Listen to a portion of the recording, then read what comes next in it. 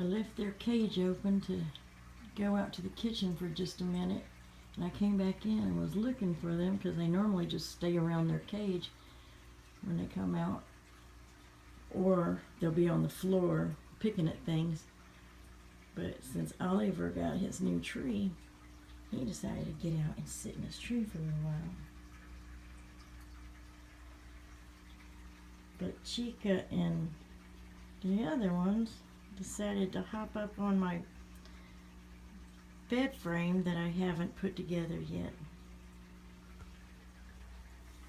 There's Chica. Hola, Chica. Hola, Chica. What are you doing, Chica? Hey, buddy. Hey, pretty